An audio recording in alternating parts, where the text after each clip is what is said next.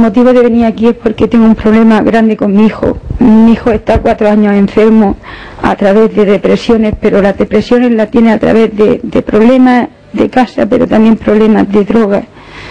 Es una criatura que no es mala, pero a través de la droga se ha vuelto mala, agresiva.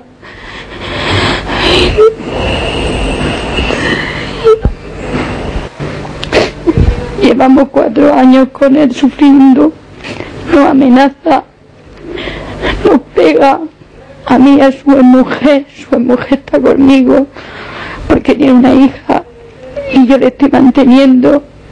Yo sé que no está bien, pero yo no puedo soportar que cuando se le cruzan los cables vaya a mi casa, me destroce la casa, me maltrate, me pegue, me insulte a mí, a su mujer, a mi hija también le ha pegado.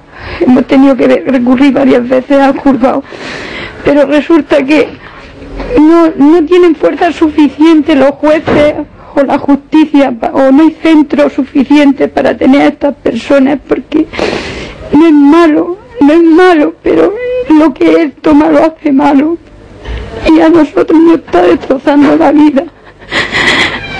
Y yo ya no puedo más porque sé que va a pasar una desgracia en mi casa muy grande,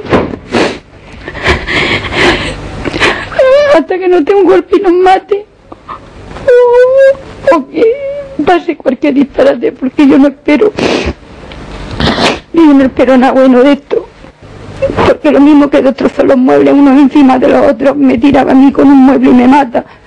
Y entonces una vez que uno está muerto, ¿qué pasa? Lo cogen, lo detienen, lo encierran a la cárcel y yo muerta y a la cárcel y ya no hay más soluciones.